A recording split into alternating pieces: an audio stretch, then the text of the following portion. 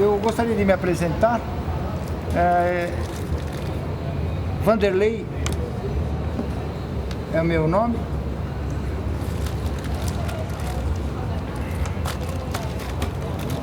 Artesão por excelência. E aqui está meu companheiro Silvio.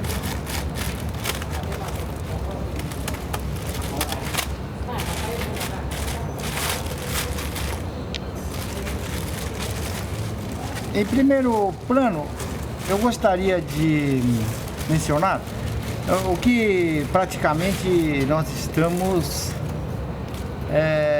praticando. Aqui os senhores notam que há um tabuleiro do clássico xadrez, esculpida por nós próprios.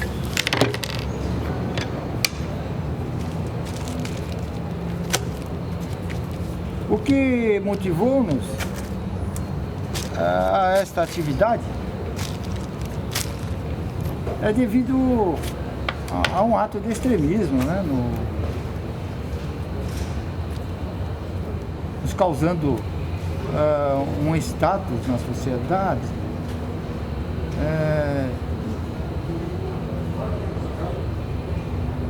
e que nos optou a não ficarmos ociosos, ocupando-se com artesanato de madeira. Aqui vocês notam que tem várias mós de madeiras que, decorrente à sua qualidade, é direcionada a determinada pedra.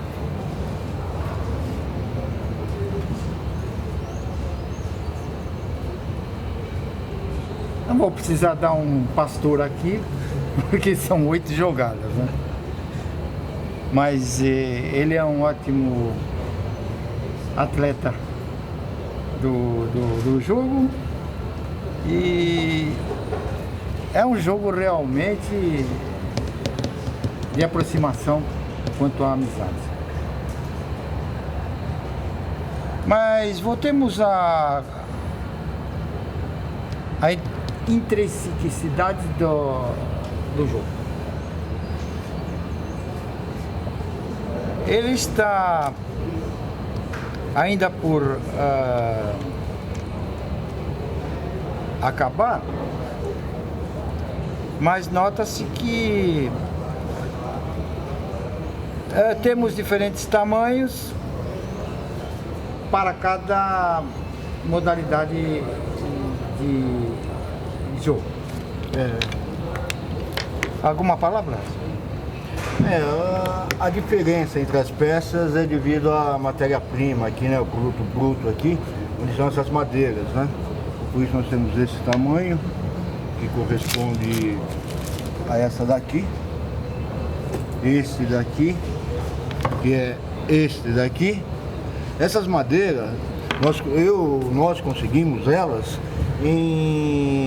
após o uso dos banners, que é um material de propaganda, são cartazes de propaganda, a qual é fixado o cartaz de propaganda em volta dessa madeira, e após o cartaz ou uso, ou por desgaste natural, ou por sair da mídia, ou por ter já cumprido o seu tempo de mídia e propaganda, a pessoa o descarta, e essa madeira nós aproveitamos, eu aproveito o retiro dos banners e utilizamos e a transformamos em peças de jogos, em peças para um jogo de xadrez.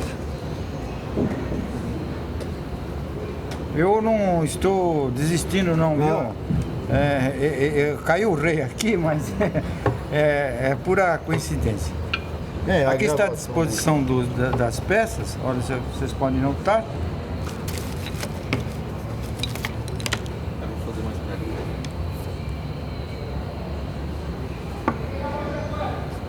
Isso daqui é uma imitação da produção do Sr. Henry Ford, uma produção em série de peões.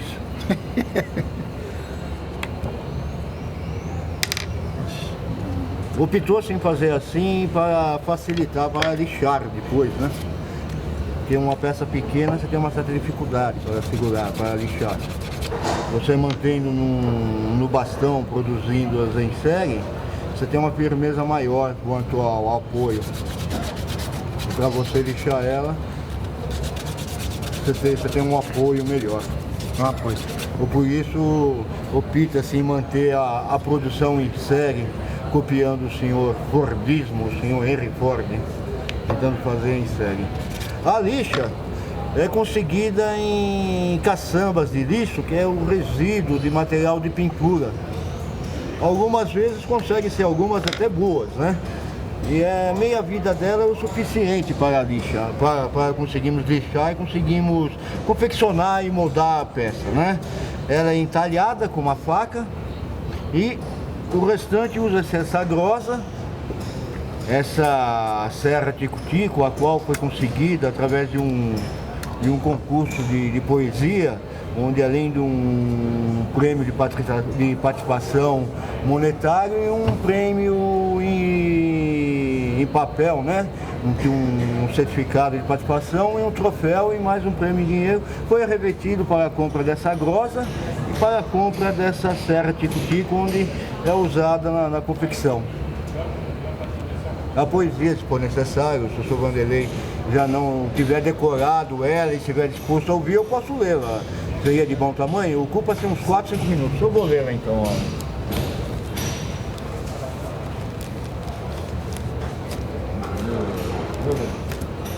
Deixa eu ler primeiro aquela parte. Bom, então já que nós vamos falar em poesia que desperta o sentimento, tem algo a qual o Sr. Vanderlei aqui escreveu durante a confecção de peça, a idiosincrasia, que está no ar, o eletromagnetismo, a qual se sente interna, externamente, quem está perceptível pode sentir. O Sr. Vanderlei irá falar o que está mais ou menos dentro da idiosincrasia individual durante a confecção. Exato.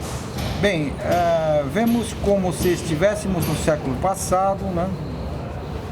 No pretérito passado ou melhor,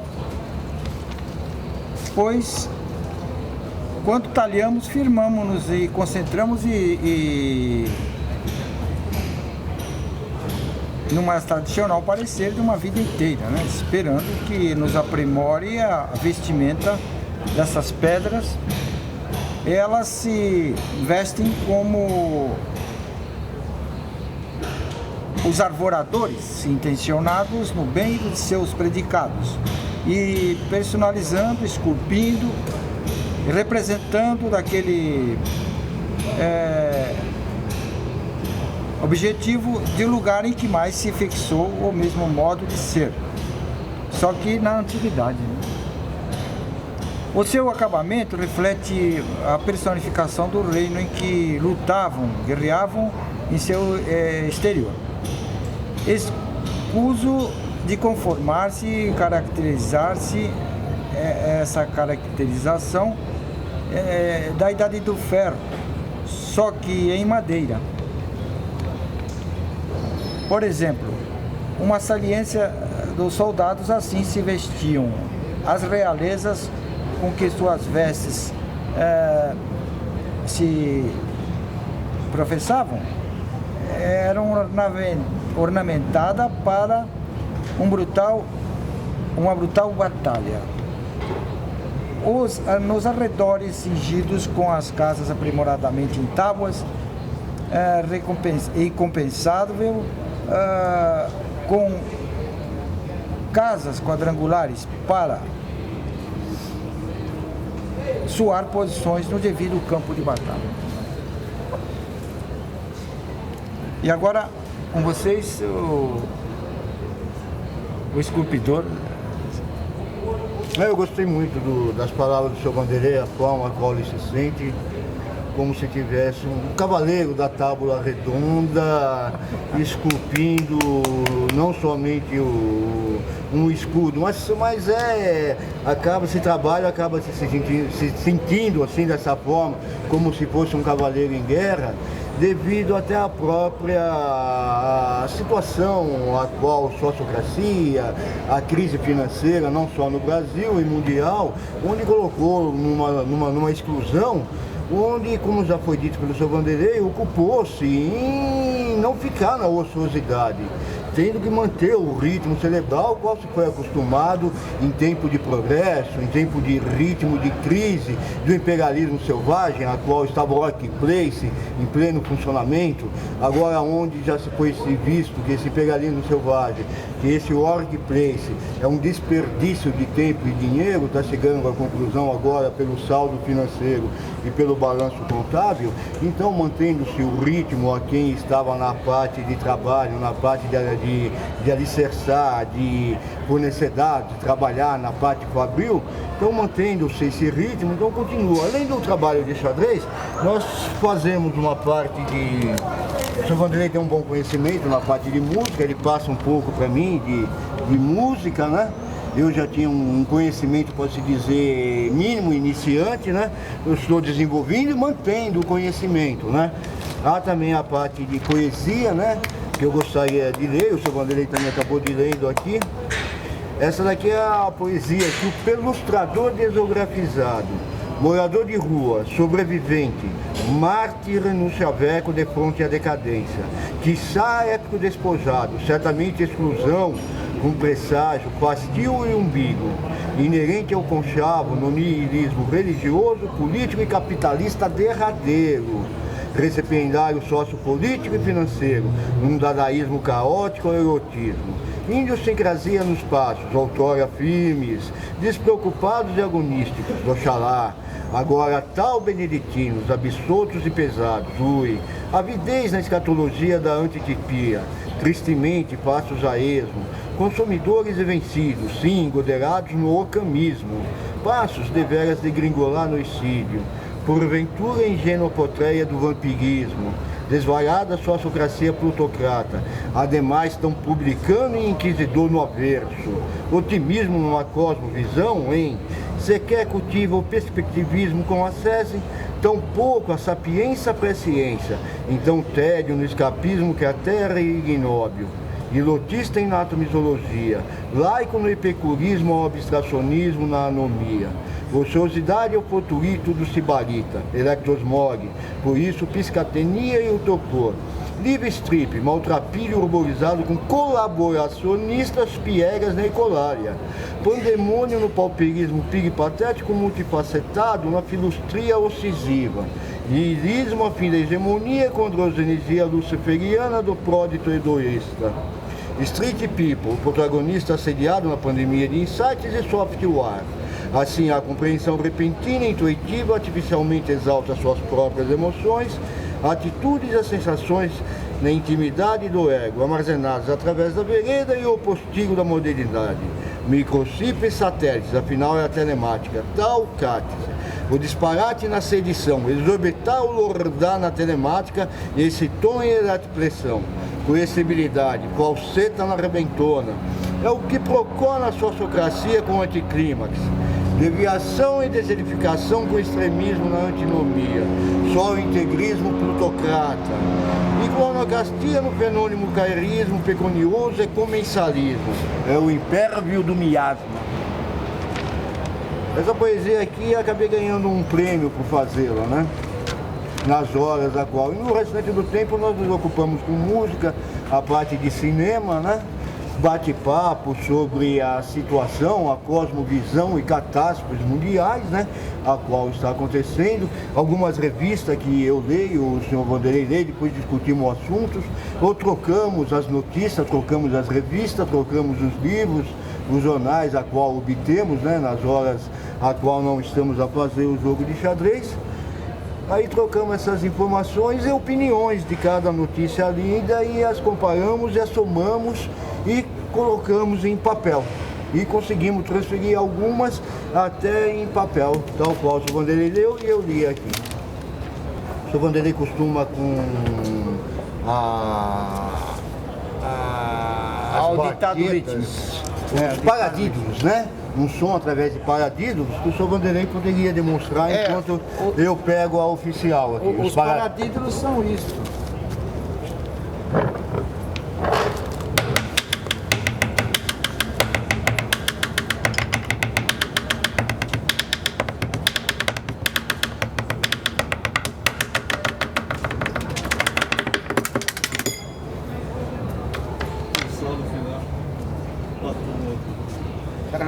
Bum. Esse aqui são os exercícios que o... Para exercitar para uma melhor confecção das peças. Assim o aluno faz assim, não é? Ele faz de maneira assim.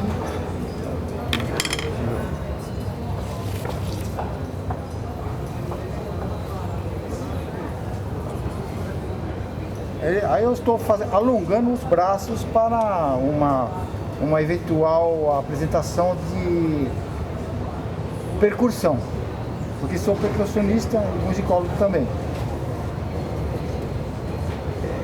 Eu agradeço o aperto aqui do jovem aqui, porque isso está me deixando bastante entusiasmado, né? Atividades então, com o senhor. Exato. Paradiddles. E que é a atividade com uso de percussão e baquetas. Gostei de veras da apresentação e eu peço o desfecho de pensarmos na Divina Paz e de uma próxima ocasião reencontrarmos, né? E terminamos esta apresentação melodiosamente, quem sabe com muita musicalidade. Isso importa, não? Parada de sucesso.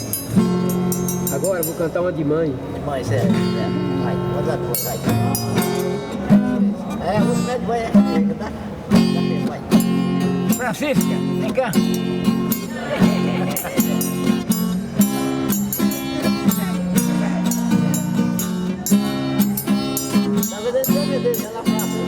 No dia que saí de casa, minha mãe me disse: filho, vem cá. Passou a mão em meu cabelo, olhou em meus olhos e começou a falar. Por onde você foi, eu sigo com meu pensamento aonde estiver. Nas minhas orações eu vou pedir a Deus que ilumine o passo. Eu sei que ela nunca compreendeu o meu motivo de sair de lá, mas ela sabe que depois que cresce o filho vira pássaro e quer voar. Eu bem queria continuar ali, mas o destino quis contrariar. E o olhar de minha mãe na porta eu deixei chorando, fez abençoar. E o olhar de minha mãe na porta eu deixei chorando, fez abençoar. Minha mãe naquele dia me falou no mundo como ele é. Parece que ela já sabia cada pedra que feria o meu pé. Bem ao lado do meu pai, da pequena cidade, ela jamais saiu. Ela me disse assim: meu filho, vai comigo, e esse mundo inteiro é seu. Eu sei que ela nunca compreendeu o meu motivo de sair de lá, mas ela sabe que depois que cresce o filho vira pássaro e quer voar. Eu bem queria continuar ali, mas o destino quis contrariar. E o olhar de minha mãe na porta eu deixei chorando, fez abençoar. E o olhar de minha mãe na porta eu deixei chorando, fez abençoar.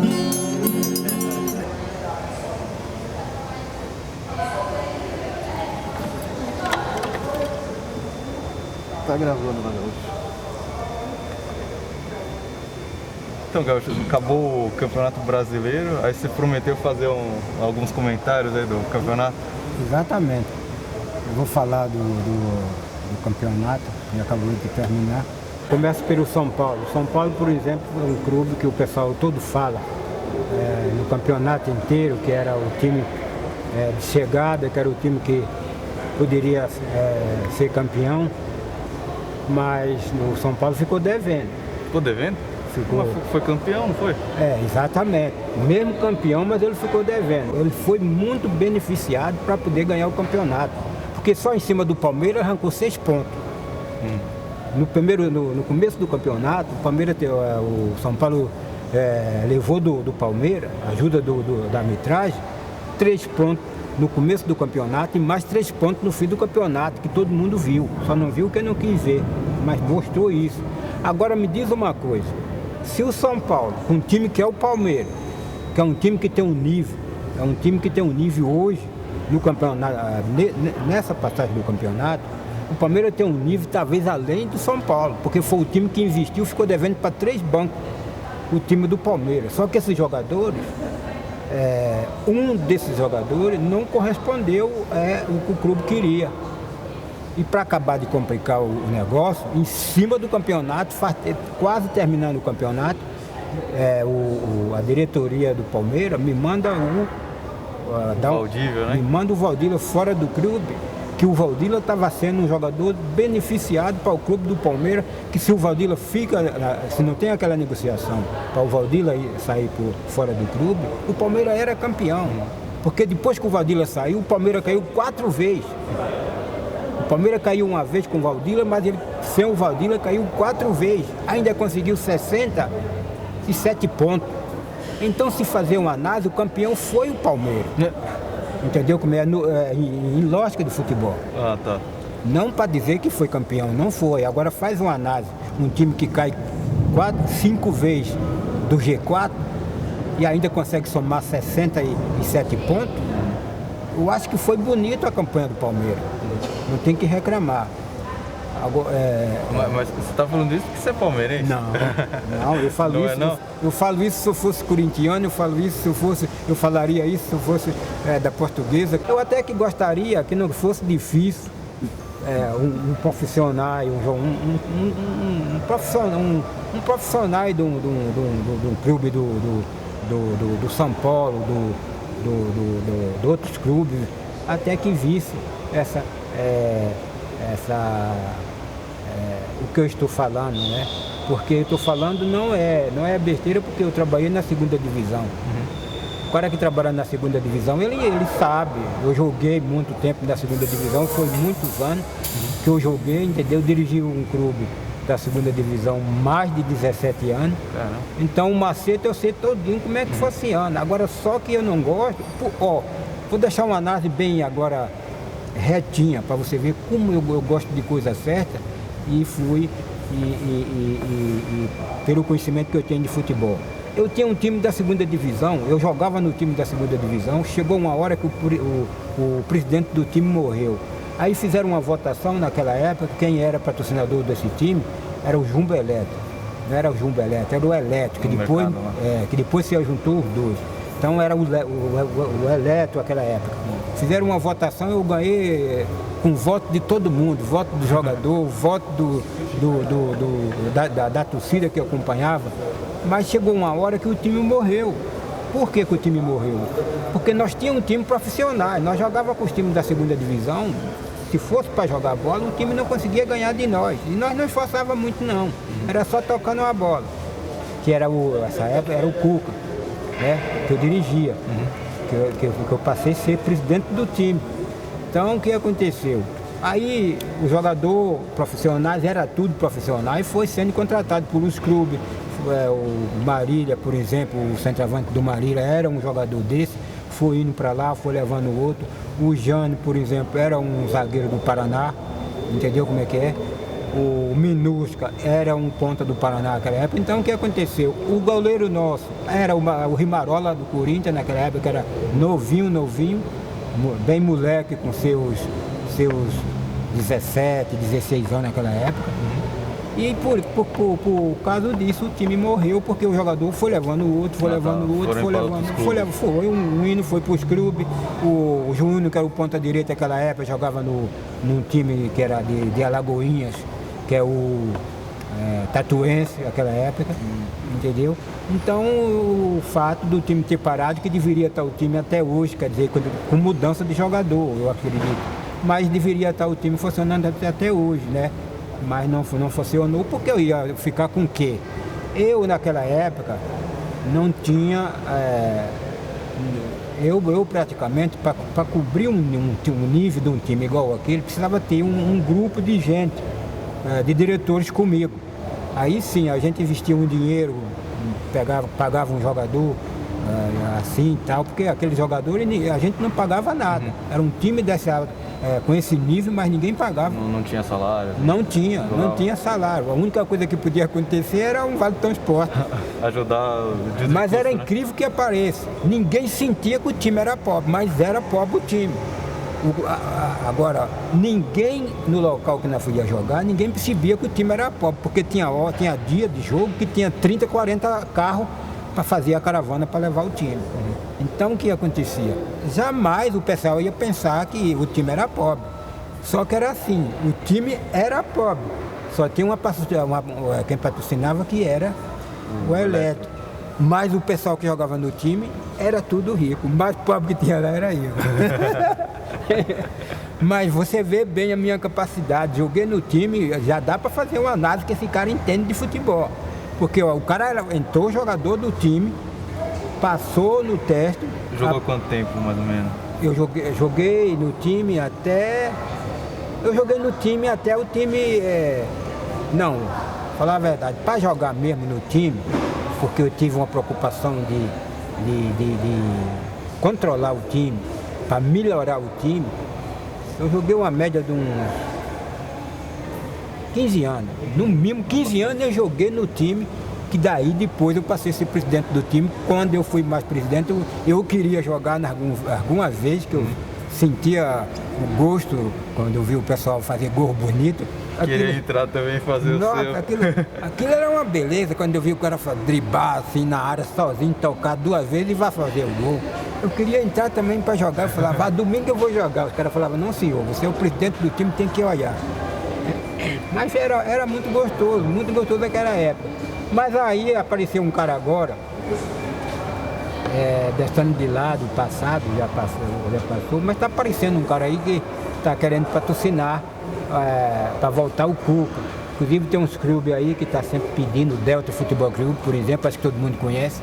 O Delta é um time da segunda divisão que recebe até uns jogadores profissionais que estão meio machucados, que vai para o estado do Delta lá jogar para poder recuperar rápido, entendeu? Para não ficar parado, né? Isso. Não é para não ficar parado, é para eles se recuperar rápido.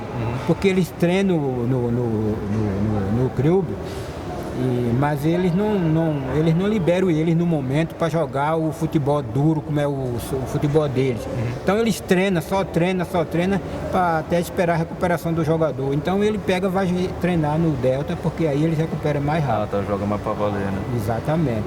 Então pintou uma firma aí que se interessou patrocinar pelo Cuca. E o Cuca está voltando, acredito que janeiro, fevereiro o Cuca está... Aqui que já no ano que vem já. Exato. Inclusive tem um jogo um jogo muito bom no estado de Campinas.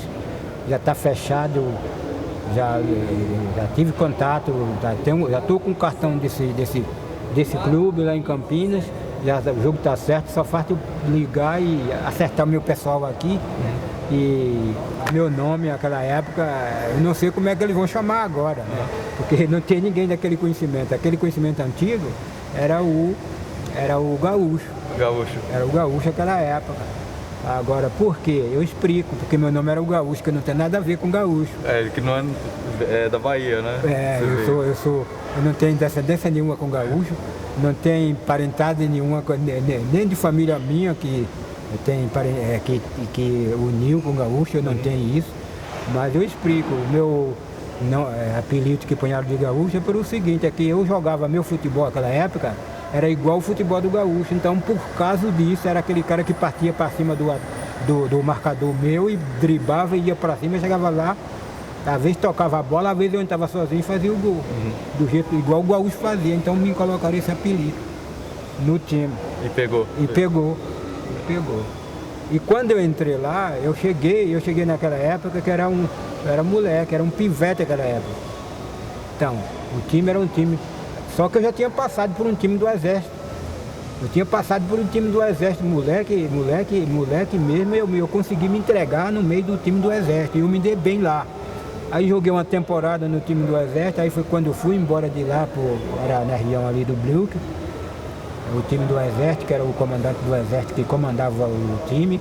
Aí eu consegui jogar lá, me integrei junto com os recos lá, me dei muito bem, era um jogador que estava lá todo dia, me dei bem lá.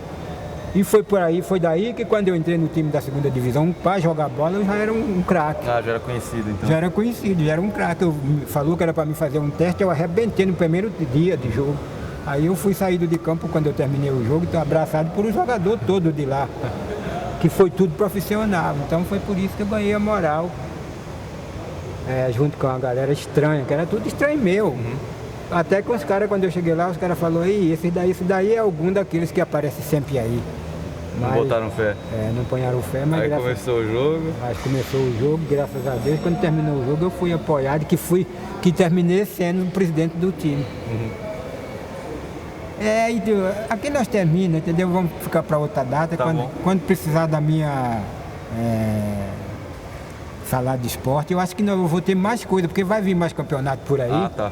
Vai vir mais campeonato por aí. Aí vai ter mais história. E tem mais história, entendeu? Eu não digo que eu vou falar coisa triste que vai acontecer, que eu quero tudo de bom. Tomara que aconteça com um clube que eu vou começar a administrar, que é o mesmo Cuca, igual foi o Cuca passado. E até porque eu vou trazer o do Cuca de novo, porque eu sou conhecido com o Cuca. Eu sou conhecido, só que agora vai ser difícil me conhecer, porque Passou um tempo já. Aquela época era novo, era diferente, era cabeludo, era bonito, era fácil para me conhecer. Hoje, se eu chegar, acho que vai ser meio difícil, mas eu acho que o pessoal conhece. Vou reconhecer se jogar bola, né? Com a bola no pé, talvez você conheça mais fácil. Também, né? Talvez se Que o jeito ainda continua. Eu jogo, eu vou jogar uma bola, porque do jeito que eu vejo os caras jogar aí, eu dou de 10 a 0. Isso aí, valeu, galera. Falou então, João, obrigadão e tal. Qualquer hora a gente bate mais uma ideia aí de futebol. Tá bom. Valeu.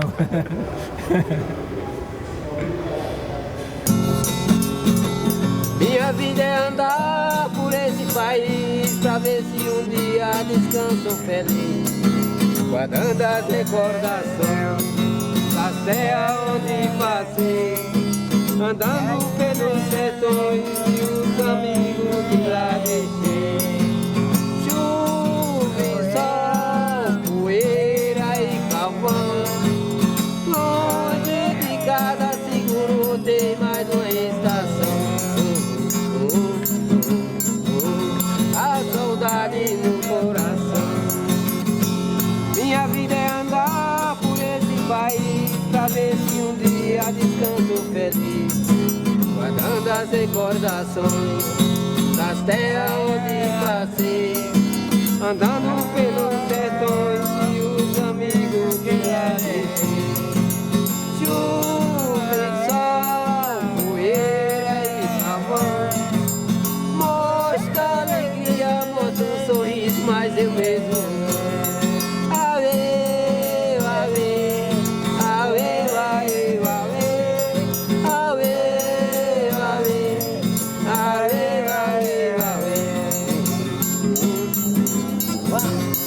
saudade no coração.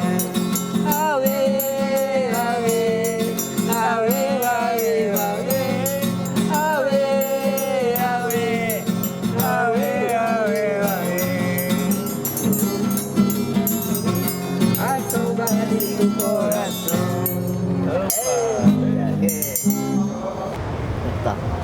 Tá ótimo agora, né? Dá pra gente ver, Dá pra te ver. É isso aí. Muito bem. Aqui, seu nome é o Danilo, né? Isso. É o Danilo. Muito bem, o Denildo quer curiosidade de saber o dia a dia do pescador, né? Faz parte, se mexer com a natureza é uma coisa importante, sabe, Denildo? Eu tive a participação de 12 anos, eu já com 16 anos eu era profissional. 16 anos? Isso. Então, aí eu baseei em fazer uma jangada. Uma jangada é um tipo de um barco que ele é por 16 de comprimento e por 6 de largura. Cabe quantas pessoas? Só 2 tripulantes só. 2. Então, mais ou menos 2 tripulantes e a vela. Se baseia uma vela, né? Essa jangada ela é feita de pau de burana. Pau de burana? De burana que tem no mato, né? Então ela é feita com pau, isopor, uns ingredientes a mais, que vai pincho para fechar as entradas. E aí eu baseei com o meu parceiro fazer essa jangada, né? Quem que era o parceiro aqui? O parceiro era um amigo meu que trabalhou comigo muito tempo, e hoje acho que ele tá morando aí no Ceará ainda, né? Ele era um conterrâneo meu. Então o que acontece? Aí eu com 16 anos, quando eu baseei para fazer essa jangada, eu resolvi entrar de mar dentro com ela. É mais ou menos, porque na época quando eu corria com 2 horas, eu já achava várias qualidades de peixe. Eu já era profissional, eu comecei com 12 anos, eu já estava sabendo, porque o pescador ele tem que saber mais ou menos o que ele vai fazer. Ele tem que aprender sempre uma coisa diferente, sabe? É tipo um escoteiro, quando ele vai pra mata, ele tem que aprender qualquer coisa, fazer qualquer uma coisa diferente. O que tiver aparecendo tem que ter agilidade, né? Tem que ter agilidade, né? Para você manobrar também a jangada tem que saber também, você tem que conhecer os ventos, que é sul, norte, isso tudo. E tem que conhecer o mar, e aí por diante, foi na época que eu tive essa aventura de 6 horas, eu corri de 6 horas de mar dentro. 6 horas na jangada? Da jangada, e eu não fui pescar tubarão. Tubarão? Foi. Já assim de começo? Fomos pescar tubarão. Nós saímos com os ingredientes tudo, né? E nesse dia nós pegamos 2 tubarão. De que medida? Mais ou menos, ele dava mais ou menos 35 quilos cada um. 35? Exatamente, essa era grande, né? Peguemos um tubarão lixo e um cabeça redonda. O tubarão lixo é um tubarão, ele não é valente, sabe? Ele é um tubarão manso. Agora esse outro já é meio perigoso, esse nós pegamos. Então aí, nós baseamos fazer essa jangada, o pano era de saco de açúcar. Esse saco, primeiro o açúcar vinha de saco mesmo, né? Aí cortemos os 8 sacos de açúcar, fizemos um pano, fizemos o leme, o leme que tem, que governa um barco, né? E tudo. E que vai governando e o outro vai em pé, do gasteiro para segurar, quando o vento jogar no bolso, ele dá partida, né? Ajusta a vela lá. E corremos mais ou menos, nós saímos umas 6 horas da manhã e cheguei mais ou menos às 4 horas da tarde. Né? E foi um desafio para mim, pela primeira vez, eu achei que para mim já podia pegar qualquer barco e ia pescar. E eu já vi muita espécie de peixe, né? Graças a Deus, eu trabalhei muito tempo nesse ramo e eu me criei na fartura e vi fartura, né? Vi fartura que é coisa, você mexer com a natureza é a coisa mais importante, é uma satisfação muito... Sempre teve sorte lá no mar? Não, mas sempre sorte. A rede nunca voltou vazia? Não, sempre via peixe, né? E hoje em dia, na época quando eu corria mais ou menos 2 horas de mar dentro, eu já achava qualquer qualidade de espécie de peixe. Hoje, para achar os peixes na época, com 20 anos que eu parei, né? Na época pouco que fazer hoje, você tem que correr um mínimo de mar dentro 6 horas. 6 horas? Para caçar o peixe que eu pegar lá no mínimo. Porque ele vai descambando, porque os recifes vai descascando, né? Vai ficando meio escasso, e os peixes vão se afastando, eles vão mais pro Oceano Atlântico. Tem que ir mais para alto. Já se fica os peixes de alto mar, de oceano, né? É porque o tubarão é do oceano, o camurupim também é. Aliás, o camurupim ele vem do Pirapema, porque ele é criado no rio, depois ele passa pro mar, aí vira camurupim. A maioria dos peixes que é do rio, ele passa pro mar. A curimatã, ela é criada no rio, depois ela nasce no rio e se cria no mar. Entendeu? E o camurupim é do mesmo jeito. Começa no rio? Ele nasce no rio e se cria no mar. Aliás, 60% dos peixes, a maioria é criado no rio Depois nascido no rio, depois criado no mar. Ah, é? Gerado, exatamente. Então, eu aprendi com muitas espécies de peixe, né? E tive a felicidade de ter muitas pessoas que aprendeu muito comigo, porque eu comecei a pescar com 12 anos, eu fui até os 32 anos, na época que eu parei, que aí eu vim para São Paulo em 90, né? E aí ainda hoje existe o meu pesqueiro lá, né? E é uma saudade muito grande, porque você não sabe como é que tá lá, porque vai passando de pai para filho, de geração, né? Uma tradição muito forte, sabe? Eu participei de 4 canoas de boca aberta regata. Eu ganhei 2 competições, perdi uma só. Olha só. E é uma coisa importante, né? Não tem preço nenhum que paga, né? É uma felicidade muito. Chegou a ensinar seu filho a. Não, porque o meu filho. O meu filho é novo ainda, porque o meu filho na época, ele é nascido. Ele é de 90, né? Ah, tá. Então tá. Vim pra cá para São Paulo em 92. Na época eu vim para São Paulo e tinha 2 anos. Não deu para ensinar. Exatamente. Então, o meu avô já era pescador, né? Meu avô fazia tarrafa, eu aprendi a fazer vários tipos de arma de pesca, manzoá, tarrafa, caçoeira, espiel, eu fazia tudo isso aí. E arma de pesca era comigo mesmo, sabe? Eu sabia fazer, que eu aprendi. Eu pegava o nylon lá, fazia, com os paus, sabe? Você faz, amarrado, as malhas, fazia essas telas de arame, tem essas telas de arame de manzoá. Você conhece o manzoá? O manzoá ele é feito de tela de arame com pau, com madeira, para pescar lagosta. Você lá em Santos, se você ver, você vai conhecer. Eu fazia aquilo ali, tela, ela é tipo assim um cativeiro de colocar um animal, sabe? É um manzoá fechado com tela de arame e feito com os pau, sabe? E aí tem a boca, a saída e a entrada. É tão interessante porque a saída do espaço é isso, ó. Se o peixe entrar, ele não acerta mais a boca, a saída. É uma ciência, ele não consegue acertar, né? Ele entrou, não tem como sair. Só depois que você suspender e tirar ele com a mão. Aí ele fica enjaulado lá. Fica lá dentro mesmo, mas é um espaço grande, é um espaço muito grande, sabe? E eu fiz muito manzoá, fiz muita caçoeira. A caçoeira é o sistema de pesca de caçoeira, porque aqui é o mar, né? Você estira ela assim, no meio do mar, tipo um paredão que tem um vidro desse aí, ó. E tem um chumbo embaixo e tem as boias em cima. Ah, tá. O chumbo desce pra baixo e as boias ficam em cima, circulando, flutuando, ela fica tipo um paredão, sabe? Fica reto, uma rede, paredão, com as mãos assim. Os peixes que vêm vai só embocando e vai segurando. Fica tudo preso, segurando. E na hora que você pescar ela pra pegar, tem uma boia lá na ponta. Você puxa ela aqui, a boia aqui, e a fateixa fica lá na ponta. Você vai suspendendo e jogando para dentro da canoa e tirando os peixes. Você vai puxando, é dois. Um vai puxando e o outro vai segurando, né? Eu pesquei também em arrastão, que é o barco lagosteiro, que é o barco que arrasta, e arrastão comum, que é uma canoa em rio, que você quer 12 tripulantes, é 6 numa ponta e 2 noutra. Você fecha uma camboa num espaço maior do que isso aqui tudo, ó, tipo um açude. E tudo que você vai puxando ali vem peixe de todo tipo de qualidade que você imaginar. Vem soia, conhece a soia? Você não conhece? Não. Soia? Como que é a soia? A soia saiu aqui no cinema no dia que você assistiu. Ela é tipo assim, a mão assim da gente, sabe? Ela tem um olho dela assim na ponta, dos dois lados. E é uma coisa incrível, meu pai. Eu tive a felicidade de pescar vários tipos de qualidade de peixe, né? Hoje, pra mim, é uma satisfação muito grande, porque uma vez eu estava passando uma lição pro cara e, pô, você conhece tudo isso aí que você tá... Então você conhece mesmo. Eu digo, você tá falando com o professor, já tá sabendo. Então eu fui no resto, né? Porque no resto tem uma qualidade de peixe. Até dia eu vou levar você lá, eu vou mostrar pra você. Lá tem um pescado, lá no extra, lá aqui na Brigadeiro de São Antônio, tem um pescado, tem um camurupim, tem a soia, tem um lula, tem um pacu que chama lá São Gostoso, tem várias peças. Tem o pargo, né? O pargo eu pescava o pargo. O pargo é peixe de alto mar, né? O pargo é um peixe, ele é um peixe muito caro também, né? O salmão tem mais de salmão pro sul. No Nordeste, né?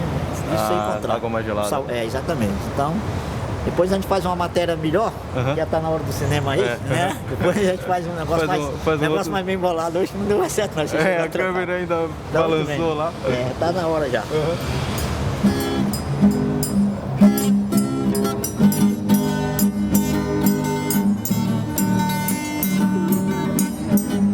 O Brasil é progressista e tem muita riqueza. Tem gente do mundo inteiro encantada com a beleza. A cidade de São Paulo tem toque de agradecer.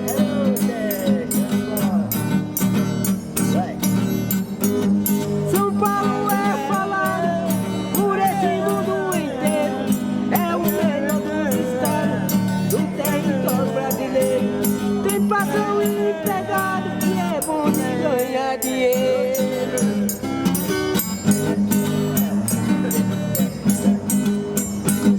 São Paulo tá ficando cada dia mais complicado. O trânsito quase parando, só se leva lotado. O povo tá reclamando e tão ficando estressado.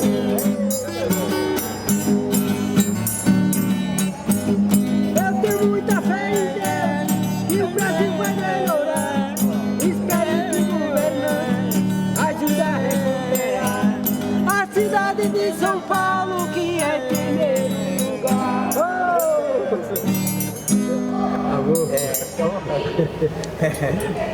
Essa é show. Essa eu fiz. Show, a mesma coisa, você fez ela fez. Ainda tem aí depois minutos aí, Japão. Tá terminando já, né? Vamos lá. É o bis. É o bis? Então vamos a puta aí, vai. Tipo assim uma poesia, legal.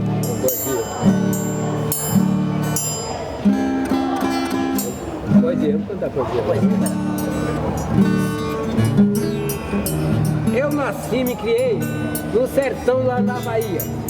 Só Deus sabe o que eu passei junto com minha família. Com 12 anos de idade, eu comecei a trabalhar. Pedi minha mocidade porque não pude estudar. Vim para São Paulo trabalhar de empregado. Encontrei um bom salário e gostei do resultado. Vai ver.